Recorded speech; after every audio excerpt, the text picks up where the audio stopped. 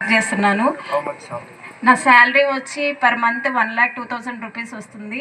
So నేను ఈ వెస్టేజ్కి రావడానికి ముఖ్యంగా రెండు పాయింట్స్ నాకు కనెక్ట్ అయ్యాయి. ఫస్ట్ పాయింట్ వచ్చేసి 3 జనరేషన్ ప్లాన్ నాకు ఎందుకు కనెక్ట్ అయిందంటే, నాకు 3 ఇయర్స్ బ్యాక్ మా పేరెంట్స్ ఇద్దరు, ఫాదర్ అండ్ మదర్ ఇద్దరు హెల్త్ ఇష్యూస్ వల్ల ఎక్స్పైర్ అయ్యారు.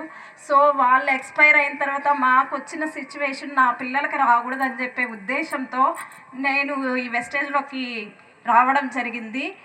ఇట్లాంటి సిచ్యువేషన్ ఎవరికి రాకూడదు. నా పిల్లలు నాకంటే ఇప్పుడు నా సరౌండింగ్స్ మా పెదనాన్నలు, పిన్నిలు, బాబాయిలు ఉన్నారు. వాళ్ళు మమ్మల్ని చూసుకుంటారు, కానీ నా పిల్లల్ని చూసుకోవడానికి అట్లాంటి వాళ్ళు ఎవ్వరూ లేరు.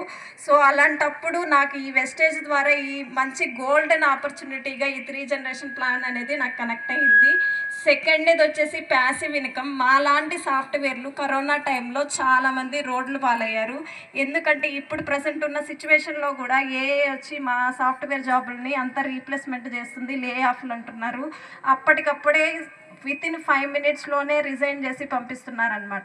అలాంటి సిచ్యువేషన్లో నాకు వస్తే ప్రజెంట్ నేను సాఫ్ట్వేర్గా వర్క్ చేస్తున్నాను. ఉన్న కంపెనీ కాకుండా వేరే కంపెనీ చేంజ్ అవ్వడానికి కూడా సర్చ్ చేస్తున్న ప్రజెంట్ అప్పుడు నాకు ఎన్ని రౌండ్లు ఉంటాయంటే 5 రౌండ్స్ క్వాలిఫై అయితే కానీ మాకు జాబ్ కన్ఫర్మ్ అవ్వదు.